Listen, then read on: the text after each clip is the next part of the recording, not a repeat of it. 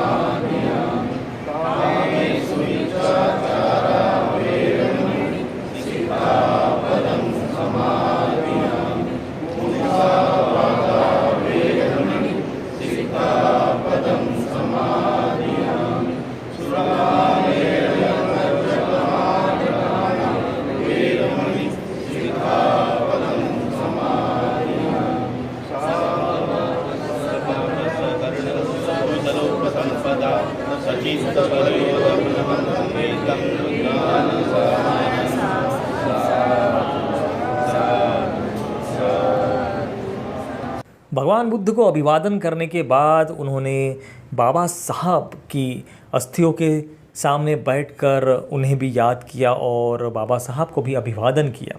इसके बाद चंद्रशेखर भाई जो है वो दीक्षा भूमि के परिसर में लगे हुए ऐतिहासिक बोधि वृक्ष को देखने के लिए गए। वहाँ पर उन्होंने बोधि वृक्ष को भी जाकर अभिवादन किया और उसी बोधि वृक्ष के छांव में लोगों की समस्याओं को सुना। जो नागपुर के लोकल लोग थे, जो उनके पास समस्या लेकर आए थे, जो वहाँ पर मौजूद थे, उन्होंने उनसे गुफ्तगू की, वार्तालाप की, जिसमें कई लोगों का कहना था कि दीक्षा भूमि पार्किंग की समस्या को लेकर उनसे समाधान मांगा गया, उनके सामने सारी बातें रखी गई, जिसका चंद्रशेखर भाई ने काफ़ी अच्छे से उत्तर भी दिया।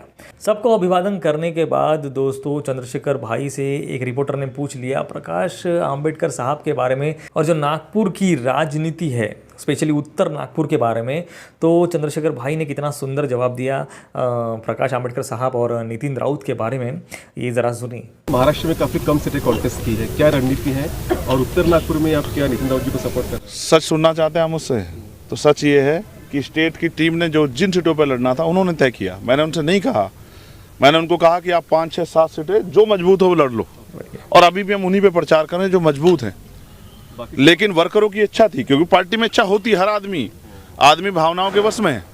सबकी इच्छा थी कि उन्होंने मेहनत की, एक वोट उनको कितना मिले, हमें लड़ना चाहिए, जबकि हम पे जिम्मेदारी एक संविधान की रक्षा भी करनी है। और नितिन भाव मेरे भाई हैं, पार्टी की मजबूरियां, वरना मैं उनके प्रचार में भी चला जाता। महाराष्ट्र में भी चुनाव आप समझे, पार्टी की हम अलग अलग पार्टियों में हैं, वरना मैंने वो पैंथर हैं और हम पैंथर की रिस्पेक्ट करते हैं। उन्होंने हमसे पहले संघर्ष किया, जैसे हम बहन जी की रिस्पेक्ट करते हैं, ऐसे ही हम प्रकाश अम्बेडकर जी की भी रिस्पेक्ट करते हैं। उनके परिवार के तमाम जो हैं हमारे लीडर्स, उनकी भी रिस्पेक्ट करते हैं। लेकिन हम काम इसलिए कर रहे हैं क्योंकि हमें जवाब समाज में भी देना है। तो हमने इसलिए उनके खिलाफ प्रत्याशी नहीं उतारा नितिन साहब के कि उनको जनता का आशीर्वाद मिले। मेरी इच्छा नितिन भाई जीते, लेकिन बाकी जनता को तय करना है कि जनता उनको कैसा लगा भाई का जवाब दोस्तों कमेंट में ज़रूर बताना। इसके बाद उनकी एक छोटी सी प्रेस कॉन्फ्रेंस थी। प्रेस कॉन्फ्रेंस में उन्होंने बीजेपी सरकार पर जो निशाना साधा है, जो बातें कही है वो सही में दिल को छूने वाली बातें कही है और सही में लॉजिकल बातें कही है। आप सुनिए दोस्तों, उन्होंने यूपी सरकार को तो आड़े हाथ ले लिया और ये बातें मेरे बताने से ज़्यादा बेहतर है कि आप सुनिए। दीक्षा भूमि हम लोग हैं, इस दीक्षा भूमि जहाँ से पूरी दुनिया में शांति का संदेश जाता है, अहिंसा का संदेश जाता है, प्रेम का संदेश जाता है, मैत्री का संदेश जाता है, मानव मानव एक समान का संदेश जाता है, गैर बराबरी के विनाश की जहाँ से जो है नींव रखी गई, हम उस जगह पे खड़े हैं।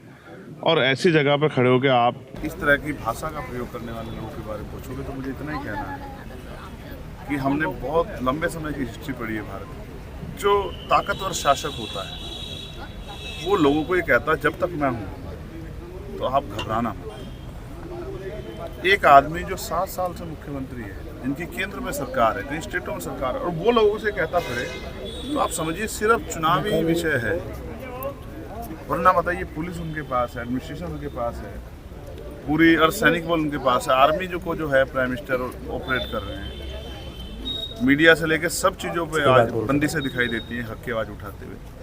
वो अगर उस पार्टी के लोग ये कहें कि एक रहेंगे सेफ रहेंगे, कटेंगे बटेंगे, तो ये आप समझना चाहिए कि जो पावर में होके कह रहे हैं तो ऐसी सत्ता क्या मामला है, क्या जरूरत है सत्ता की जो सत्ता में बैठ के ऐसा कह रहे हैं। आपको याद है क्या कहा गया था 2013 में, 1 के बदले 10 सीट लाएंगे, और उन्हीं की भाषा देखो आज क्या कह रहे हैं कि हम अपने घर में शिफ्ट हैं। आप समझो उन्होंने जो वादे किए थे जनता से वो सारे वादे खोखले निकले।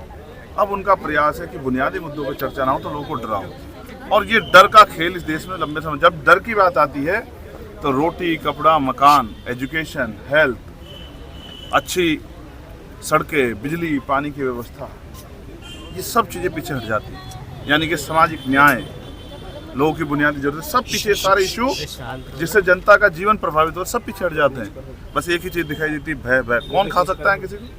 मैं गारंटी देता हूँ वो यहाँ खड़े होकर दीक्षाओं पे किसी हिंदू भाई की तरफ कोई आंख उठेगी हम लोग खड़े, सही है, किसी मुस्लिम भाई की तरफ कोई आंख उठेगी हम लोग खड़े, किसी बौद्धिस्ट भाई की तरफ आंख उठेगी हम लोग खड़े। हम नहीं है सत्ता में, लेकिन हम पूरे वचन देख कहते हैं अगर किसी पे कोई अन्याय होगा तो अन्याय करने वालों के साथ सीना तान के हम लोग लड़ेंगे और उनकी रक्षा करेंगे। किसी सिख भाई के साथ कोई बात होगी, किसी क्रिश्चियन भाई के साथ कोई बात होगी, किसी जैन भाई के साथ कोई बात होगी, हम लोग खड़े हैं। हम अम्बेडकराइट हैं, we the people of India, हम भारत के लोग हैं और हम भारत के अंतिम व्यक्ति के साथ खड़े हैं। तो क्यों डरे कोई? मैं पावर में नहीं हूँ आज, अगर मैं पावर में होता तो उत्तर प्रदेश के अंतिम व्यक्ति से कहता कि अगर आपको कोई डराने काम करे तो मुझे बता देना, उसको मिट्टी में मिलाने का काम संविधान के जरिए चंद्रशेखर आजाद करेगा। और वो क्या कह रहे हैं?